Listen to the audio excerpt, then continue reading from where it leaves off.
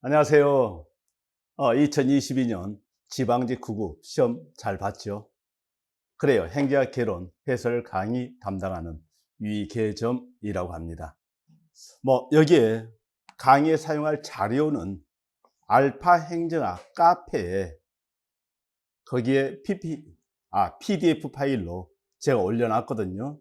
따라서 여러분들이 다음에서 유계점이나 알파 행정을 치게 되면은 알파 행정 카페 주소를 볼 수 있을 거예요. 거기 들어오셔가지고 다운 받으셔서 보시면 되겠습니다. 그래요. 먼저 기출문제에 들어가서 총평돼 있죠. 그죠? 총평돼 있는데 저는 이제 어떤 난이도 분석 이게 이제 중요하다고 생각하는데 이 난이도는 알파 행정학 기본서라든가 또는 핵심 체크로 공부하고 그 다음에 기출 문제를 충분히 여러분들이 풀었다는 그런 전제하에서 난이도 좀 분석을 해요. 그러니까 사실상은 교수 입장에서는 굉장히 어려울 수 있지만은 똑같은 내용이 반복이 출제되게 되면은 우리는 그것은 쉽다고 판단할 수 있잖아요. 그죠? 따라서요, 어떤 기출문제 범위를 벗어난 문제라든가 아니면 문제를 꼬아냈다든가 또는 문제 속에 함정이 있다든가 그런 내용들이 오히려 좀 어렵게 느껴질 텐데요. 여기에 총평에 써놨듯이 2022년 지방직 9급 행정학 개론 문제는 그렇게 난이도 면에서는 기존의 지방직 9급이라든가 국가직 9급에 비해서 결코 어렵다고 할 수는 없다. 오히려 쉽거나 그저 유사했다. 이런 정도로 판단하시면 되겠습니다. 자, 그래서 이런 경우에 여러분들이 몇 점을 맞아야 합격할 수 있을까? 행제학 개론 하나만 딱 가지고 판단하면 95점 이상은 맞아야 된다. 이렇게 생각합니다. 물론 제가 원하는 점수는 100점입니다. 그리고 100점을 충분히 맞을 수 있었다. 이렇게 보시면 되겠습니다. 그래요. 여기에 영역별 출제 빈도라든가 그 다음에 문제 유형별 출제 빈도 되어 있는데 문제 유형은 보통 개념을 묻는 문제라든가 이론의 내용을 묻는 문제 그리고 법령 문제 그리고 특정 학자의 입장을 묻는 문제 이런 게 있게 되는데 이번에 특정 학자의 입장을 묻는 문제 이런 것들도 출제가 되었고 법령 문제도 제법 많이 출제가 되었기 때문에 여러분들이 이해할 거 이해하고 암기할 것 암기 제대로 한 사람이 고득점을 할 수 있었을 것이다. 이렇게 생각합니다. 문제 난이도 분석에서 7번이라든가 10번, 16번, 19번 문제 돼 있는데 그 문제 해설 보면서 좀 살펴보는 걸로 하면 될 것 같습니다. 먼저 문제 1번 돼 있는데 1번 문제 하는 것이 여기에 공익에 대한 문제죠. 이건 제 알파인저 카페에 들어있는 합격수기라든가 이런 내용인데 여러분들이 들어와서 살펴보시면 될 것 같습니다. 자, 공익에 대한 설명으로 옳은 것만을 모두 고르면 되는데 이 정도 같으면 우리는 너무 자주 출제되었잖아요. 따라 수준은 중하로 이렇게 판단한다고 보시면 되겠습니다. 하면 여러분들이 실체에서 하는 것은 말 그대로 공익 자체의 실체를 인정하는 그런 입장으로서 이런 어떤 전체주의, 권위주의, 엘리트론의 입장에 해당한다고 볼 수 있겠죠. 대신요, 과정서라는 것은 사익이 민족 조정 과정을 통해서 도출되는 것이 공익이다 했기 때문에 이런 개인주의, 민주주의, 다운로드적 시각이다. 이렇게 보시면 될 겁니다. 그러면서 학자 이름 하는 것을 기억했는데 실체에서 입장에 프라루, 해막, 헬드로 올 수도 있죠. 그죠? 자, 그래서요, 프라루, 풀 아래에서 어떤 해먹, 그죠? 해먹이 있고 거기에서 해에 걸리면서 놀고 있다 해서 여기에 프라루, 해막, 헬드로 올 수도 있고 그 다음에 과정설은 강 홉스라든가 휴움 벤담, 벤틀, 린드블럼 돼 있는데 벤담 정도를 잘 생각을 해 두시면 되겠죠. 그죠? 그럼 이런 정도 내용을 바탕으로 해서 여러분들이 이 문제를 보시게 되면 간단하죠? 실체선 전체 입장이기 때문에 사익을 초월한 것이다 했죠. 그죠? 그리고 과정설은 사익 간의 갈등, 조정, 타협하는 과정에서 산출되는 것이 되어 있고 그 다음에 다원적 민주주의 관점에서 공익관은 과정설이었죠. 실체설은 전체주의, 권위주의 체제에서 공익관이다 이겁니다. 그리고 이제 프라루, 해막, 헬드로 올 수도 있는데 우리가 1번 내용은 암기를 했죠. 그죠? 그러니까 여기의 내용도 개념을 정확히 알고 그 다음에 암기할 사항은 암기를 해주게 되면은 충분히 풀어낼 수 있을 것이다. 이겁니다. 그리고 리을번에 프라루, 해마, 헬드로 올수는 기존의 기출문제에서 출제된 적이 있다는 거 알고 계시죠? 따라서 이런 내용들을 우리는 뭐 중 또는 중하돼 있는데 저 같은 경우에는 이미 기출에 출제가 되었고 또 여러분들이 암기도 충분히 했기 때문에 이것은 뭐 중하로 판단한다 이런 겁니다. 그래 알고 계시면 되고요. 두 번째 문제 돼 있죠. 허즈버그 욕구 충족 요인 이원론 돼 있는데 우리가 이제 불만과 만족이 있잖아요. 그죠? 그러니까 불만 요인을 위생 요인, 만족 요인을 동기 요인 이렇게 하면서 위생 요인은 직무를 수행하는 바로 환경과 관련된 요인이라겠죠. 직무 주변의 환경 요인들요. 조직의 정책 행정 감독, 보수주의 안전, 대인관계 작업 조건 돼 있고요. 그 다음 직무 수행 동기를 유발하는 요인으로서 직무 성취 인정, 책임 성장 발전돼 있는데 이런 정도도 마찬가지로 충분히 이해했고 여러분들이 암기도 했을 겁니다. 그러면 여기에서 위생 요인에 해당하지 않는 거 돼 있으니까 여기에 성취감 하는 것은 직무 성취 인정이었잖아요. 그 이외에도 책임 성장 발전했으니까 정답은 4번으로 쉽게 갈 수 있을 것이다. 이렇게 보면 되겠습니다. 자, 넘어가세요. 3번 돼 있죠. 서번트 리더십이 돼 있습니다. 그럼 이럴 때 서번트 리더십 하게 되면 아무래도 이것은 뭡니까? 그죠? 뭐 받들음 내시는 섬김의 리더십이다. 그냥 부하 직원을 오히려 받들음 내신다는 그런 관점에서 리더가 일방적으로 지시하고 명령하는 리더십하고는 구별을 해줘야 되겠죠. 그죠? 자, 그러면서요, 보니까 뭐 구성원들이 공동의 목표를 이뤄 나갈 수 있도록 환경을 조성하고 도와준다. 좋습니다. 그죠? 도와주는 것이죠. 그리고 여기에 보상과 처벌을 핵심 관리 수단으로 한다면은 말 그대로 뭐 잘했다 보상해주고 잘못했다 처벌하고 이런 것은 보통 이제 거래적 리더십 이 중에서 어떤 지시형 리더십 이쪽에 많이 가깝지요. 그죠? 자, 그래서요, 니은하는 것은 아무래도 서번트 리더십, 섬김의 리더십 이런 쪽하고는 좀 거리가 있고요. 그죠? 그 다음에 그린리프는 존중, 봉사, 정의, 정직, 공동 윤리를 강조했다 했는데 디귿번 내용은 사실상은 정확히 여러분들이 알기 어려울 수도 있는 내용이거든요. 그죠? 특정 학자의 입장이니까요. 그래서 우리가요, 여기에 어떤 책 이런 부분에서 우리가 이제 설명을 하고 있는 부분들이 있고 그러는데 거기에 보게 되면 우리 교재에서도 어떤 스피어스가 제시한 10가지 내용 이런 것을 담고 있는데 여기에 그린리프 하는 쪽은 뭐 제일 처음에 이런 어떤 섬김의 리더십을 제시를 했지만은 그죠? 여기에 책에서 언급되기도 하고 안 될 수 있단 말이죠. 그럼 이럴 때 이제 디귿을 제외해놓고 살펴보는 거죠. 그리고 리을돼 있죠. 리더의 최우선적인 역할은 업무를 명확하게 지시하는 것이다 했는데 이것도 지시형 리더십이 되겠죠. 그죠? 그럼 아무래도 이제 섬김의 리더십, 서번트 리더십, 어떤 여기에 봉사하는 그런 리더십이라고 볼 수 있는데 여기에 니은과 리을 하는 것은 좀 거리가 있다고 봐야 되겠죠. 그죠? 그럼 니은과 리을을 빼고 생각하면 정답은 기억과 디귿으로 쉽게 갈 수 있을 것이다 하는 겁니다. 그리고 나서 여러분들은 그린리프가 제시했던 내용에서 5가지 존중, 봉사, 정의, 정직, 공동 윤리하는 것들을 몇 번 더 생각을 해 두시면서 뭐 다음 시험을 좀 대비하고 교재에 스피어스가 제시했던 10가지 내용 하는 것도 한 번 더 체크를 해 두시면 되겠죠. 그죠? 그렇게 해 두시고요. 정답 항목어 1번으로 가면 되겠죠. 그죠? 그렇게 하시고 넘어갑니다. 4번. 행의 주요 접근법 학자 특성을 바로 연결한 건 돼 있는데 뭐 이 정도 잘 알 거예요. 행정 생태론 하게 되면은 뭐 가장 대표인 학자가 가우스가 있잖아요. 그죠? 그리고 리그스 있습니다. 그죠? 가우스와 리그스인데 여기에서 약간 말을 바꿔놨죠. 행정 생태론 하면 대표인 학자로서 뭐 가우스와 리그스를 들 수 있을 것이고 환경 요인을 중시한다. 이렇게 되는데 이 오승호 개블러는 신공공관리론의 대표적인 학자라고 볼 수 있잖아요. 그죠?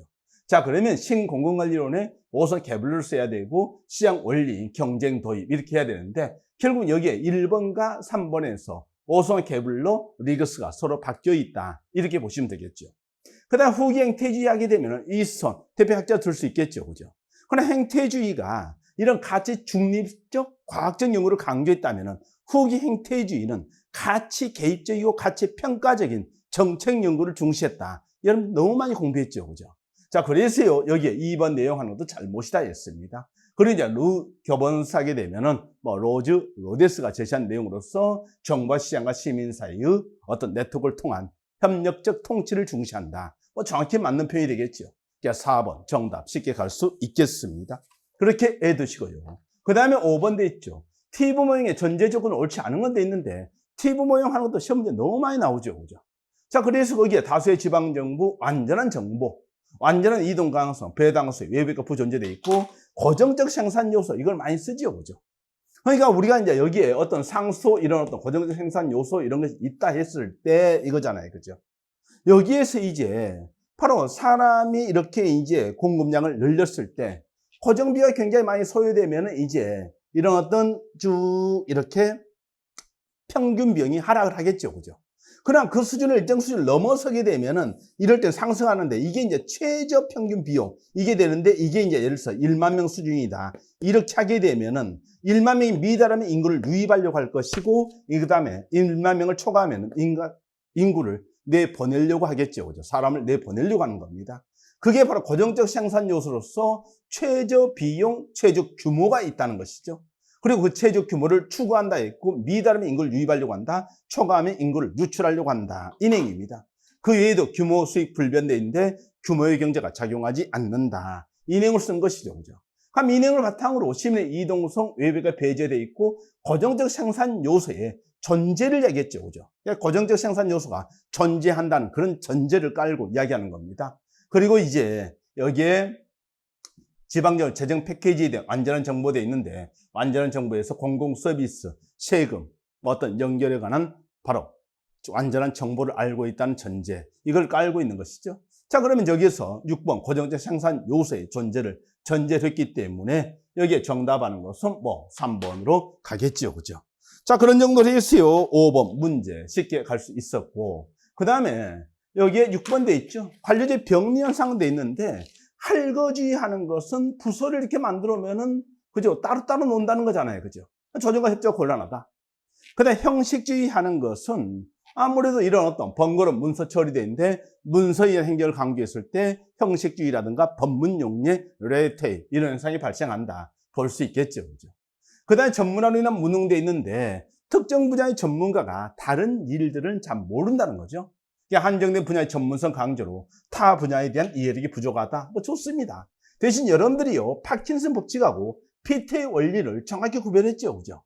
그러면서 바로 파킨슨의 병리 현상 뭐 이야기할 수 있는데 파킨슨 법칙 그런 게 있고 그 다음에 피 터지게 승진 싸움하다가 무능력자로 전락한다 해서 피 터지게 승진 무능력자 기억을 했잖아요. 그죠? 그럼 이럴 때 피테의 원리는 승진 제도의 문제점을 지적했단 말이죠. 대신 관료들의 어떤 세력 팽창 욕구, 즉 권력 팽창, 권력을 그죠? 지향적인 그런 어떤 행태로 인해서 여기에 기구라든가 인력, 특히 인력을 늘어나는 거죠. 공무원 수가 증가하는 현상이죠. 이걸 지적한 것이 우리가 여기에 파킨슨 법칙 얘기했죠. 그죠? 하면서요, 관료 권력 추구 성향으로 인해서 부하 배정이 이루어지고 다시 업무 배정이 이루어지고 부하 배정이 이루어지는 악순환 현상이 생기면서 매년 5.75% 증가되어 있는데 이걸 지적한 내용은 파킨슨 법칙이다. 이 내용입니다. 그래서 3번 내용은 피테의 원리에 대한 설명이 아니라 파킨슨 법칙에 대한 설명이다. 이 내용인 것이죠. 너무 간단하죠. 자, 이렇게 해서요. 6번 내용. 맞아요. 정답. 3번 쉽게 갈 수 있겠고요. 그 다음 7번 돼 있죠. 상현적 접근 방법으로 옳은 것만을 모두 고르면 돼 있는데 자, 엘모, 사바티오, 립스키, 반 미터와 반 홀은 돼 있는데 이 내용이 여러분들이 상당히 어려울 수 있는데 다행히 이런 어떤 지문 구성하는 것이 선택지 지문 구성 자체가 그렇게 어렵지는 않을 수 있죠. 특히 이제 대표적으로 제가 이제 강의를 할 때 강조했던 게 뭡니까? 하향적은 위에서 아래를 보면서 연구한다 했는데 이게 하향적, 전방향적, 사바티아, 마치메니안 돼 있는데 아마 제 강의 들은 사람은 알 거예요. 하향, 전사마. 그래, 윗사람이 아래를 보고 밥 사마. 그러니까 어떤 전, 이런 것들 사마 이거잖아요. 그죠? 그래서 제가 하향, 전사마 했는데 그거 외워두시고요. 그럼 후방향적, 상향적 돼 있는데 엘모 돼 있잖아요. 그죠? 하향, 전사마 이걸 가지고 이야기하면서 이 내용이 여러분들이 알파행자, 기본서라든가 핵심 체크라든가 이런 데 다 들어있죠. 그죠? 그러면서 하향 전사마에서 사바테 매치메니안 외에 미터 홀은 돼 있고요. 그죠? 그 다음 상향적 이쪽에서 엘모, 립스키, 버만, 현, 헐 돼 있는데 엘모와 립스키 하는 거 돼 있잖아요. 특히 립스키 일선 관료들은 어디 있습니까? 당연히 일선 관료들은 집행 현장이잖아요. 그죠? 그럼 집행 현장을 보고 연구해서 위로 올려주기 때문에 립스키 일선 관료지 하는 것은 상향적 접근 방법에 해당한다. 이렇게 볼 수 있겠죠. 그죠? 자, 그러면 문제를 풀 때 엘모 없고 당연히 상향적 했잖아요. 그죠? 그 사바티아 하향적 했고요. 그죠? 그 다음에 립스키 상향적이죠? 그리고 이제 리얼 하는 것이 여러분들 암기가 좀 안 돼 있을 수 있는데 이제 이런 것들도 시험에 나오니까 교재는 들어있단 말이죠. 그래서 암기도 같이 병행을 해줘야 되는 내용이 되는데 하향적 인행입니다. 그래서 상향적 접근 방법으로 옳은 것을 모두 골라라 했는데 기억과 디귿 했기 때문에 정답은 1번으로 갈 수 있겠죠. 그죠? 자, 그러면서 여러분들이요, 암기했던 사람이 문제를 쉽게 풀어낼 수가 있는 거예요. 그러니까 하향 전삼화 생각하면서 여기에서 희연, 암비트라든가 홀, 또 같이 생각을 해줘야 되겠죠. 그리고 상행적에서 엘모와 립스키 중심으로 보시되 버마이라든가 희연, 헐도 같이 생각을 해 두셔라 이겁니다. 그죠? 자, 그렇게 해서요, 우리가 여기에 어떤 하향 접근과 상향 접근 돼 있는데 이 정도 같으면은 마찬가지 문제 정답을 쉽게 찾아낼 수 있겠죠. 그죠? 기억과 디귿 내용으로 갈 수 있다 하는 겁니다. 그렇게 했고요. 그 다음에 허구다 피터스가 제시한 정책 변동에 유형돼 있는데 이것도 시험제 너무 자주 나왔기 때문에 어려움이 없죠. 그죠?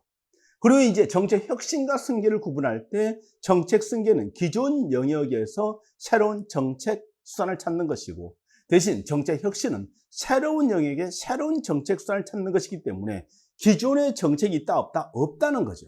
그러니까 기존의 법령이라든가 조직이라든가 인력이라든가 예산이 있어 없어 없다는 겁니다. 그래서 무에서 유를 창조한다 이런 말이죠. 그죠? 그래서 우리가 여기에 정책 혁신은 새로운 영역의 새로운 정책. 기존의 내용이 있다 없다? 기존의 내용 아예 없다 이거잖아요. 그죠? 그게 정책 혁신입니다. 대신 정책 승계하는 것이 여기에 어떤 새로운 영역이 아니라 기존 영역에 어떤 새로운 정책도 있는데 정책 유지와 승계는 둘 다 목표는 유지되나 수단도 어느 정도 기본 걸기 유지되면 유지라고 하는 것이고 수단이 크게 바뀌면 수단 변동 해서 정책 승계가 되는데 거기에 선행적 승계, 비선행적 승계, 정책 통합 분할, 부분적 종결도 있죠. 그죠? 그리고 우발적 승계 있습니다. 그다음 정책 종결은 대체 없이 폐지한다 했는데 이 내용 보게 되면 결국 1번 내용 하는 것도 기존 시험제도 출제되었던 지문이죠. 그죠? 그러니까 쉽게 1번이 틀렸다는 것을 알 수가 있을 겁니다. 그다음에 승계는 기본 목표는 유지하되 정책을 대체 혹은 수정하거나 일부 종결돼 있고 부분 종결이죠. 그다음 정책 유지, 기존 정책 기본결을 유지하면서 부분적인 변화돼 있고요. 정책 종결은 대체 없이 완전히 중단 이렇게 이야기를 했습니다. 그런 정도에서 8번 내용 하는 것을 정리를 해 두시면 되는데 여기에 내용들도 추가로 한 번 더 살펴볼 수 있지 않겠냐 싶습니다. 정책 혁신은 새로운 영역의 새로운 정책으로서 여러분들 정책 승계하고 반드시 구분하라 했고 그다음 정책 유지와 정책 승계도 반드시 구분하라고 했기 때문에 어려움이 없이 풀 수 있었을 것이다 생각합니다. 자, 8번까지 봤고요. 다음 9번 보도록 하겠습니다. 조직 문화에 경쟁가치 모형되어 있는데 여기에 보면은 위계 문화, 혁신 지향, 과업 지향, 관계 지향 되어 있는데 이 내용은 여러분들이 여기에서 봤죠? 흄과 로바우 이런 분들이 제시한 모형에 조직 자체에 초점을 두면서 외부 환경 관계에 여기 있죠. 들어오는 거 개방 체제, 그러니까 성장과 자원 확보, 창조성 이런 게 중요하겠죠. 그 다음에 이제 나가는 거 산출 쪽에서 합리 목표, 생산성, 능률성 이런 게 중요하다고 보시면 되겠습니다. 그 다음에 조직 내에 이제 이 부분에 초점을 두는데 저희는 인간관계 모형과 내부 과정 모형이 있는데 인간관계는 관계지향 문화로서 당연히 어떤 인적 자원 개발을 중시하면서 조직 구성 간의 응집력이나 사기를 중시하고 있고요. 내부 과정 모형하는 것이 위계지향 문화로서 안정성 균형을 중시한다 했습니다. 그럼 여기 내용에서 위계 문화가 돼 있는데 아무래도 우리가 이제 응집력은 사람들 간의 어떤 관계잖아요. 그죠? 그래서 단결심 이런 것들을 중심으로 생각해 볼 수 있기 때문에 관계지향 문화에서 사기라든가 응집성을 강조했죠. 그죠? 한편 혁신지향 문화 하는 것은 당연히 외부 환경 변화에 신속히 대응할 수 있어야 되기 때문에 여기에 어떤 개방체제 모형 관련되어 있고 이런 것은 어떤 창의성 강조 이렇게 갈 수 있는 내용이 되겠습니다. 그리고 이제 어떤 과업지향 문화 하는 것이 우리가 이제 어떤 조직의 목표 달성 관련해서 생산성, 능률성을 중시한다. 이렇게 봐두시면 되죠. 그죠? 근데 이 내용도 마찬가지예요. 흄과 로바의 기본적인 내용도 나왔고, 그 다음에 여기에 문화 내용도 기존의 기출에서 출제가 되었기 때문에 우리가 그렇게 어렵게 생각하지 않는 것이죠. 그죠? 그리고 여러분들이 이제 조금 개념을 정확히 이해했다면은 뭐 관계지향 문화에서 사기라든가 응집성이 같이 나올 수 있다고 생각하시면 되겠습니다. 자, 이런 정도 해서요, 우리가 봤고. 그 다음에 10번 돼 있죠. 2015년 공무원 연금 개혁돼 있는데 사실상은 그 이후의 이제 내용이기 때문에 현재 연금 제도를 중심으로 생각해 두면 되겠죠. 그죠? 그리고 이제 이 내용도 마찬가지. 기존의 교육행정, 교행직에서 출제가 한번 되었던 내용이죠. 기출을 잘 보시게 되면은 그에 대한 자세한 설명인데, 당시에 복수정답이 처리되면서 우리가 관심 있게 봤던 그런 문제라고 생각하시면 되겠습니다. 그리고 퇴직연금 지급률은 1.7%로 단계적으로 인하한다 했잖아요. 그죠? 그러니까 2035년까지 단계적으로 인하한다. 이렇게 이야기를 하고 있습니다. 그 다음에 퇴직연금 수급 재직 요건을 20년에 10년으로 완화해서 10년 이상 재직하고 퇴직한 경우에 이 퇴직연금을 지급하는 것이죠. 그죠? 그 다음에 이제 10년 미만이라면 퇴직 일시금을 지급하는 것이고요. 그죠? 그 다음에 퇴직연금 기여율을 기준소득 월액의 9%로 단계적으로 인상돼 있는데 이미 2020년에 9%에 이르렀죠. 그죠? 자, 그래서요, 바로 단계적으로 인상, 뭐 해설 자료에 잘 설명이 돼 있죠. 그죠? 그 다음에 이제 퇴직급여 산정 기준돼 있는데 이게 이제 바로 평균 기준소득 월액이잖아요. 그럼 이럴 때 평균 기준소득 월액 계산을 어떻게 합니까? 돼 있는데 이 평균이라는 것은 바로 여기에 2009년까지는 이게 바로 퇴직 전 3년이었어요. 그러나 이제 2010년부터는 이제 뭐예요? 바로 재직견 전체로 나누는 것이죠. 예, 재직견 전체로 나눈다. 그래서요, 퇴직 전 3년 평균 보수월액이 변경돼 있는데 잘못이다. 오히려 2009년까지는 일어났던 3년. 그러나 2010년부터는 이미 여기에 재직견 전체로 나눈다는 거. 그걸 생각하면서요, 평균 기준 소득 월액에 대해서 우리가 기존에 시험 문제 출제된 적이 있었단 말이지. 그러니까 박스형 문제로 출제된 적이 있었습니다. 기출에서 여러분들 보셨고 그랬을 텐데요. 물론 최근에 10년 시험 본 사람은 그 문제를 못 볼 수 있어요. 그렇지만은 우리가 이제 이런 내용들도 기존에 시험 문제 출제가 되었던 내용이고, 특히 여기에 교행직에서 복수형 처리되면서 여러분들이 관심 있게 봤던 문제라고 생각이 듭니다. 그래서 옳지 않은 건 돼 있는데 정답은 4번 이렇게 갈 수 있겠죠. 그죠? 그렇게 하시고요. 그 다음에 이제 특별시, 광역시, 보통시와 도의 보통시대인데, 근데 도의 보통시에서 취등 비례 지지 있잖아요. 그죠? 취득세, 등록 면허세, 그 다음에 지방 소비세와 레저시대인데, 여기에 내용들은 충분히 암겠죠. 취등 비례 지지, 주례 담득, 그 다음 단비 취득자가 주례를 선다. 그런 느낌으로서 단비 취득자 주례 지지. 그리고 자치구 등재 있잖아요. 그죠? 그럼 이 정도 내용을 여러분들이 했다면 충분히 여기에 문제를 푸는 데는 전혀 어려움이 없을 것이다. 이렇게 생각합니다. 그죠? 그러면서 여기에 뭐 취등 비례 지지돼 있는데, 여기에 이제 등록 면허시 하는 것은 어디에 들어갑니까? 그 자치구 등재해서 바로 자치구시에 들어가잖아요. 그죠? 뭐 다행히 또 여기에는 어떤 내용도 없어요. 그리고 이제 목적시에 지지해서 여기에 어떤 지방교육시와 지역자원시설시가 있는데 아마 도시항목만 가지고도 이 문제를 충분히 여러분들이 풀어냈을 것이다. 이렇게 봅니다. 뭐 주제 담득돼 있으니까요. 취등 비례 지지돼 있는데 암기할상 확실하게 암기해주게 되면 여러분들이 충분히 고득점을 할 수 있을 것이다. 이 말이죠. 그죠? 이제 12번 가겠습니다. 정부 회계되어 있는데 1번 국가회계는 디브레인 시스템되어 있는데 이건 많이 봤죠. 그죠? 어려움이 없을 겁니다. 대신 지방자치단 회계는 이 호조 시스템되어 있는데 이럴 때 이게 좀 애매하죠. 그죠? 뭐 일반적으로 많이 소개가 안 되고 있는 내용이니까요. 그러나 일단 기본적으로 이런 것은 이제 세모로 놓고 판단을 좀 해봐야 되겠죠.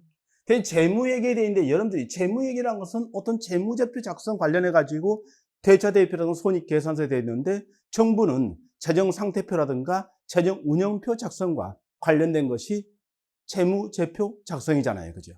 이럴 때 재무회계하는 것은 당연히 발생기, 복식부기를 하고 있는 것이죠. 대신 예산회계 방식 하는 것은 기본적으로 돈이 얼마, 그죠? 계획을 세웠고, 얼마 들어왔고, 얼마 나갔는지 현금주의, 단식부기 방식을 취한다는 것이죠. 그럼 이 내용은 이제 둘이 설명이 바뀌어 있죠. 그죠? 그래서 여러분들이 재무회계에 되어 있는데, 여기에 재무제표 작성하는 것이 발생기, 복식부기 방식으로 작성한다는 거. 한 국가회계 기준에 따라서 이런 재정상태표, 재정운영표, 순자산 변동표 작성이 되죠. 그죠? 대신 뭐 세입세출 결산 이런 것은 현금주의 단식부기 한다. 이렇게 보셔도 되겠습니다. 자, 그러면서요, 여기에 재무회계가 오히려 발생기 복식부기 방식이 되는 것이고, 예산회계하는 것이 현금주의 단식부기 되는데, 뭐 이런 것도 크게 어렵지는 않지요, 그죠? 그렇겠고, 그 다음에 발생주의에서는 미수익이나 미지급금을 자산과 부채로 표시할 수 있다 했는데, 여기에 미수수익이나 미지급금 하는 것은 이 박스는 여러분 많이 봤죠, 그죠? 그래서 이 미수수익이라든가 미지급 비용 돼 있는데요. 여기에 미지급금이 있죠, 그죠? 이럴 때 현금주의에는 현금이 들어오고 나가는 게 없으니까 기록이 안 되지만은 미지급 비용은 갚아야 되는데 아직 갚지 않았죠, 그죠? 그럼 부채지요. 그 다음 미수익은 받아야 되는데 아직 받지 못했죠, 그죠? 그럼 이것은 받을 수 있는 권리로 생각해서 자산으로 인식한다, 이 내용입니다. 나머지 내용들은 여러분들이 기본 강의에서 다 다뤘던 그런 내용이죠, 그죠? 그렇게 보시고요. 그 다음에 재무제표하는 것이 바로 거래가 발생하면은 차변과 대변 양쪽에 동일 금액으로 이중 기입돼 있죠, 그죠? 복식부기 방식돼 있는데 여기에서 우리는 바로 차변과 대변의 합이 차변의 합과 대변의 합이 일치한다, 이것을 대차 평균의 원리라고 이야기하는 것이고 복식부기의 자기 검증 기능이라고 이야기할 수 있겠죠, 그죠? 옳지 않은 건 되어 있는데 정답은 2번 되는 것이고, 대신 1번 지문에서 여기에 이호조 시스템 하는 것을 추가로 여러분들이 공부를 해주면 충분할 것이다 하는 겁니다. 자, 이렇게 해서 정부 회계에 관한 내용들 살펴봤습니다. 다음 13번으로 넘어가죠, 그죠? 정부 이혼에 돼 있죠, 그죠? 그래서 여기 행정기관 이혼의 설치 관련해서요, 법률이 있고 그러는데, 뭐 알파인자 기본서라든가 이쪽에서 부분적인 내용이 들어있는데 의외로 이걸 틀린 사람이 많더라고요. 근데 그렇게 어렵지 않거든요. 이혼에는 한 사람이 아니라 바로 뭐 갑이라든가 의라든가 병이라든가 정이라든가 무라든가 이런 뭐 5명의 이혼으로 구성이 되어서 거기에서 이제 뭐합니까? 의사결정이 이루어지는 합의제 조직이잖아요, 그죠? 그럼 이럴 때 어떤 결정이 되었을 때 책임을 누가 질 것이냐 되는데, 한 명이 아니라 여러 명이다 보니까 책임 소지가 분명하다, 모호하다는 거죠. 그리고 여러 사람이 합의를 통해 도출한다 하게 되면 아무래도 여기에 의사결정 지연될 가능성이 있겠죠, 그죠? 자, 그러면서 기억, 책임성이 결여될 수 있다 했는데, 그럼 기억은 일단 옳은 것만을 모두 골라라 했으니까 기억이 들어가야 되잖아요, 그죠? 그럼 기억 일단 들어가는 거 생각하면서 1번과 4번 갑니다. 그 다음 자문위원회 되는데, 여러분 생각해 보세요. 우리가 이제 행정위원회 하게 되면은 뭐 방송통신위원회, 공정거래위원회, 금융위원회 이런 걸 쭉 생각하면서, 행정위원회는 어떤 업무에 여기에 계획성, 상시성 이렇게 있어야 한다 하지만은 자문위원회는 뭡니까? 그죠? 필요할 때 자문을 하는 거잖아요, 그죠? 그러니까 자문 이것이기 때문에 우리가 이제 거기에 해설하는 부분에 제가 써놨지만은 이 내용이 이제 법률로 보게 되면은 행정기관 이혼의 설치와 관련 내용이란 말이죠, 그죠? 자, 그래서 거기에 보게 되면 행정기관 소속 이혼의 설치 운영 법률 거기에 있는데, 거기에 내용이 보게 되면은 그 4가지가 이제 합의제 행정기관으로 해서 행정이혼의 설치 요건이에요. 거기에 1번에 업무의 내용이 전문적 지식이나 경험이 있는 사람의 의견을 들어 결정할 필요가 있을 것. 업무의 성질상 특히 신중한 절차를 거쳐 처리할 필요가 있을 것 되어 있죠. 그 다음에 3번째 내용이 기존 행정의 업무와 중복되지 아니하고 독자성이 있을 것 되어 있고, 업무 계획성, 상시성이 있을 것 되어 있는데, 이것은 이제 바로 행정이혼의 설치와 관련된 요건이란 말이죠. 거기에서 자문위원회 설치 요건에서는 바로 자문은, 그죠? 어떤 교수들이 자문, 어떤 구속력도 없잖아요, 그죠? 그리고 필요할 때 자문하고 나면 끝나는 거잖아요, 그죠? 그럼 여기에서 어떤 업무와 중복되지 않고 독자성이 있을 것도 있는데, 자문하는 기구에 불과하기 때문에 독자성이란 말이 어울리지 않겠죠? 그 다음에 이제 자문하는 것은 뭐 계속 하는 것이 아니기 때문에 어떤 계획성, 상시성이 있을 것, 이 내용도 맞지 않다 하는 겁니다. 그래서 여기에 이제 자문위원회는 업무 계획성, 상시성이 있어야 된다, 이것은 이제 잘못이다 하는 거잖아요, 그죠? 그러니까 행정위원회, 자문위원회를 구분해서 봐두면 되겠죠, 그죠? 그러나 이럴 때 이제 이걸 만약 모른다 하게 되면 세무를 놔두십시오, 그죠? 그 다음 민주성을 제공하는 장점이 있다 했는데, 혼자 결정하는 기존의 도기명 조직, 여기에서는 아무래도 1인이 결정하잖아요, 그죠? 그럼 민주라는 말이 안 맞죠, 그죠? 그러나 여러 사람 의견을 들어서 결정을 하게 되면 민주성 최고, 이 말은 생각할 수 있겠습니다, 그죠? 그래서 우리 책임성이 결여될 수 있다, 민주성 최고, 기억, 디귿 들어가야 되는데, 그럼 이럴 때 기억, 디귿 해서요, 1번과 4번 중에서 리얼번 데인데 우리가 바로 중앙행정기관으로서 위원회가 몇 개 있다? 6개 있다 했잖아요, 그죠? 이건 암기했잖아요. 대통령 소속으로 방송통신위원회 하나 있죠, 그죠? 그리고 국무총리 소속으로서 바로 공금 권익안전보호에 있었죠. 그죠? 바로 공금 권익안전보호대인데 여기에 방송통신위원회 외에 공정거래위원회, 국민권익위원회, 금융위원회, 그다음에 개인정보보호위원회, 원자력안전위원회 돼 있는데 이게 중앙행정기관이다. 이거 맞았단 말이죠. 따라서 이 내용까지 생각하면 여러분들이 정답은 4번으로 쉽게 갈 수 있을 것이다. 이겁니다. 그죠? 그래서 의외로 이 문제를 뭐 틀린 사람 많은데 저는 전혀 어렵다고 생각하지 않았거든요. 왜냐하면은 리을번 하는 내용도 우리가 강의에서 많이 강조하는 그런 내용이니까요. 그랬으면은 쉽게 할 수 있는데 니은번 하는 것이 약간 까다로워서 여러분들이 뭐 틀린 사람 있는지 모르겠는데 대신 기억 가지고 판단하면은 결국 1번과 4번 가지고 판단을 해야 되기 때문에 여러분들이 여기에 니은 하는 것이 뭐 쉽게 빠져나가는 그런 내용이 되잖아요. 자, 이렇게 해서요, 여러분 정답하는 것은 뭐 13번에 4번으로 가면 되겠습니다. 그렇게 하시고요. 그 다음에 넘어갑니다. 14번 돼 있죠. 공무원 보수 유형에 대한 설명으로 옳지 않은 건 돼 있죠. 그죠? 그럼 여기에 이제 직능급, 연공급, 직무급, 성과급 돼 있는데 우리가 이제 보통 이런 연공급이라는 것이 근속 연수를 고려하는 것이죠. 그죠? 그리고 직무급 하는 것이 바로 노동의 가치를 반영해서 동일 노동에 대한 동일한 보수를 지급한다 하면서 당연히 똑같은 일을 하니까 똑같은 보수 지급하는 것이 합리적이다. 뭐 공평하다. 이런 말이죠. 그죠? 직무급 하는 것이 여기에 동일 노동에 대한 동일 임금이라는 합리적인 보수 책정, 그리고 당연히 공평한 보수의 확립. 이것도 가능하겠죠. 그죠? 그 다음에 직능급이 있는데 직무수행 능력급이잖아요. 직무를 수행할 능력이 되는지 안 되는지, 그러니까 어떤 자격을 갖추고 있는지 없는지 이런 걸 찾아내야 되겠죠. 그죠? 그래서 그 일을 할 수 있는 능력이 되는지 안 되는지에서 노동력의 가치라고 이야기하는 부분이 되는데 당연히 직능급은 자격증을 갖춘 유능한 인재 확보에 유리하다 이 말이죠. 그죠? 그러니까 직무수행 능력급이니까요. 그 다음에 연공급 돼 있는데 근속연수를 기준으로 한다고 했죠. 그러나 이제 이것은 근속연수가 많아지면 보수를 더 지급한다 이런 내용이 되는데 전문기술 인력 확보. 바로 전문기술을 가지고 있지만 이 사람이 근속연수가 얼마 안 됐으면 보수를 적게 준다는 거잖아요. 그럼 이런 전문기술 인력이 이런 어떤 연공급이 지배하고 있는 그런 조직에는 많이 들어오려고 하겠습니까? 잘 안 하겠죠. 그죠? 전문기술 능력을 가지고 있는 사람은 거기에 상하는 보수를 받기를 원하는데 그냥 근속연수에 따라 보수를 지급하니까요. 그럼 여기에 2번 하는 것은 잘못이다. 이렇게 봐야 되겠죠. 그죠? 그리고 이제 3번 이야기했고 4번. 성과급은 당연히 결과를 중시하지요. 그리고 결과에 따라 보수가 달라지기 때문에 변동급의 성격을 가진다. 이 말입니다. 그럼 옳지 않은 거 돼 있는데 정답은 2번으로 갈 수 있겠다 하는 겁니다. 그렇게 해두시고요. 그 다음에 넘어갑니다. 15번 돼 있죠. 그죠? 다음 국가전형법 예비탄원조사 돼 있는데 너무나 시험 문제 많이 나왔었죠?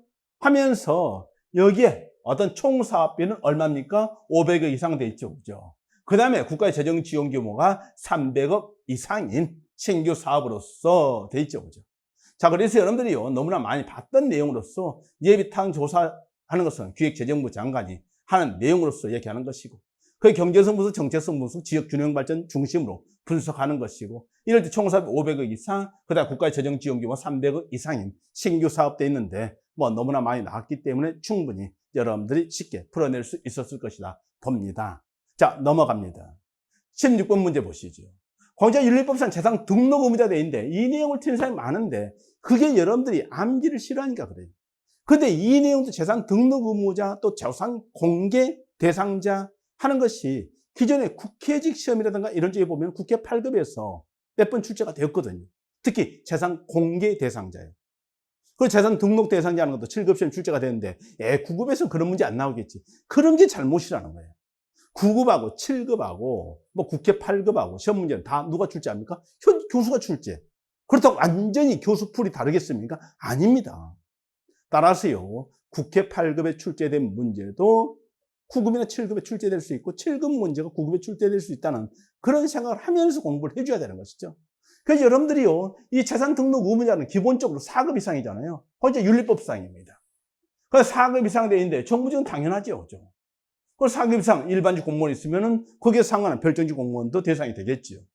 그 다음 법관 검사 돼 있고요. 그죠? 대령 이상 돼 있잖아요. 여기 밑줄 그어놨잖아요. 이거 제 책을 보세요.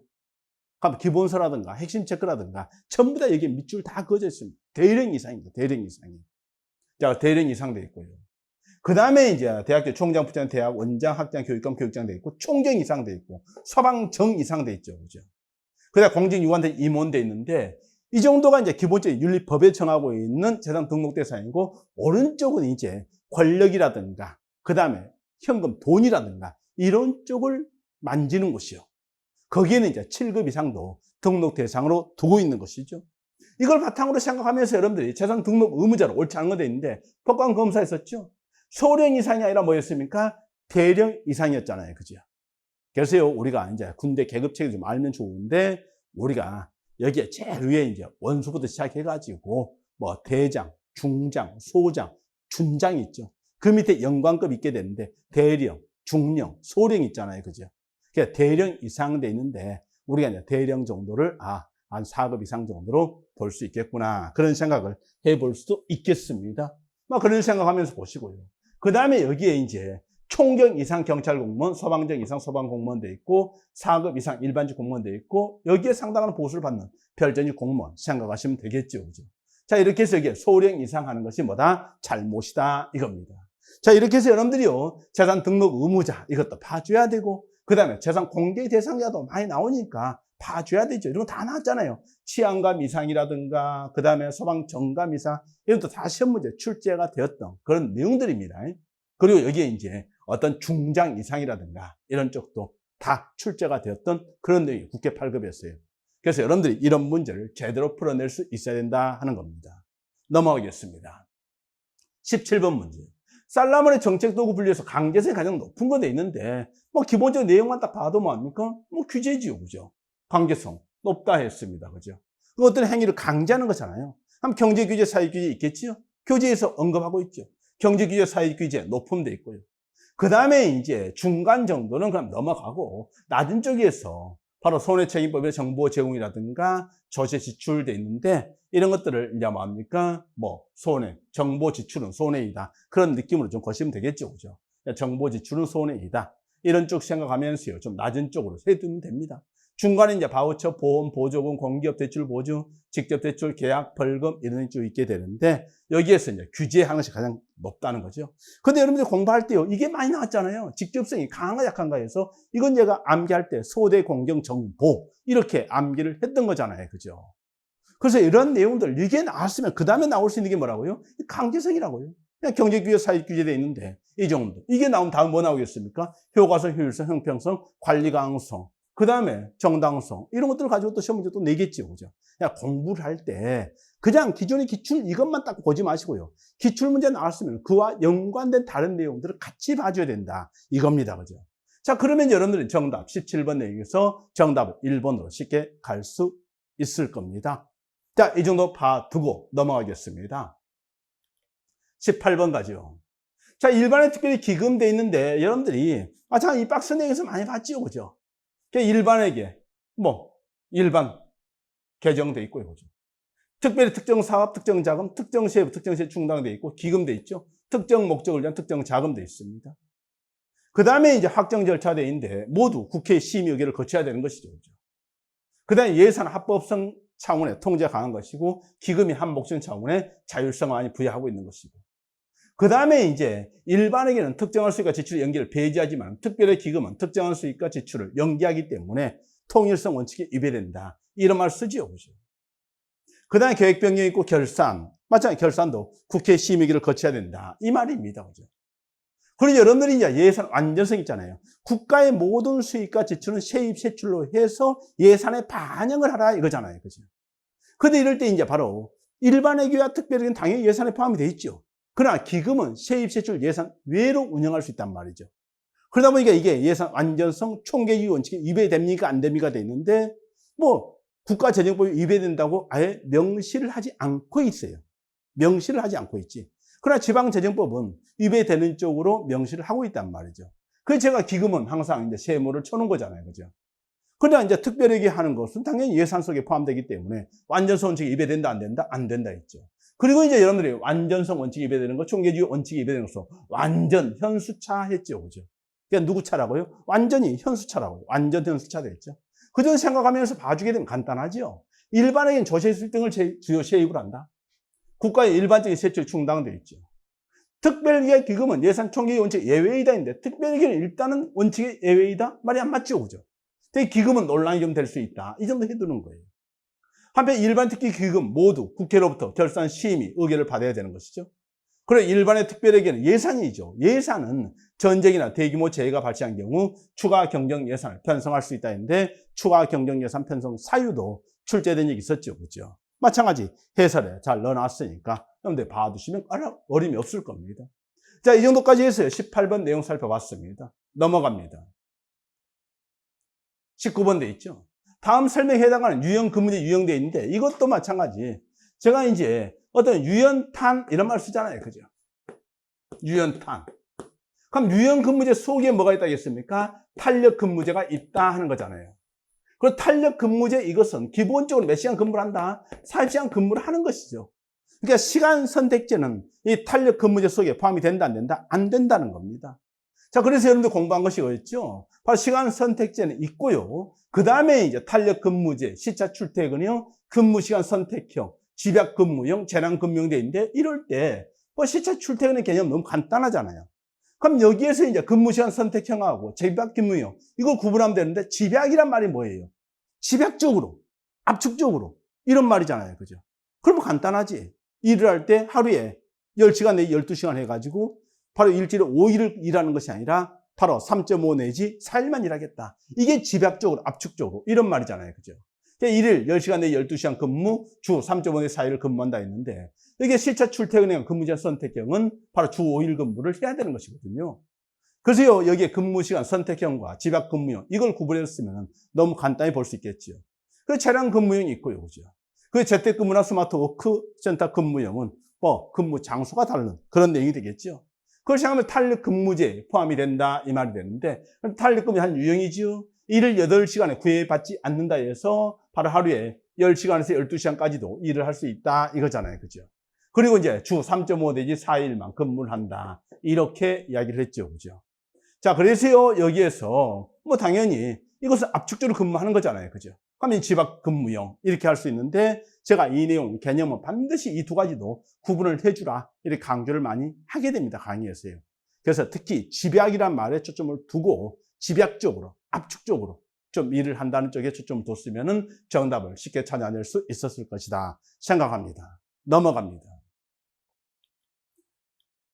20번 돼 있죠? 헐리가 라메시 돼 있는데요. 이 모형이요. 헐리가 라메시가 있는데 이 내용은 사실상은 뭐 메이가 제시했던 모형하고 유사하지요. 그죠?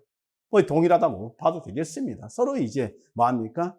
그죠? 인용을 하고 막 그러다 보니까 어떤 책에서 출제가 됐고 인용을 했느냐 그게 달라지지. 기본적으로는 메이의 모형에 해당한다고 볼 수 있겠죠. 그죠?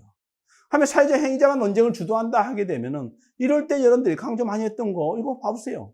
그러니까 국가가 논쟁을 주도하면은 이럴 때 최고 정결을 주도한다 해서 구치기형은 대중 지지가 높은 쪽, 동원형은 낮은 쪽인데 이럴 때 바로 이 대통령이 어떤 정책을 추진해 나가려고 하게 되면은 뭔가 국민의 지지가 필요하잖아요.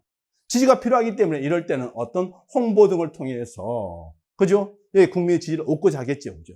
그러니까 행정 PR이 중요하다 해서 동원형에서는 행정 PR 이게 중요하다 이 말입니다. 그죠? 그 다음에 이제 사회적 행위자가 논쟁을 주도한다 하게 되면 이럴 때는 바로 내부에서는 내부 접근형 이렇게 했고요. 그죠? 그러니까 최고 정계에 쉽게 접근할 수 있는 바로 이 집단의 주도에 나가는 것이고 그 다음에 외부 주도형은 외부의 일반 민간 집단이 주도한다. 이렇게 볼 수 있겠죠. 그죠?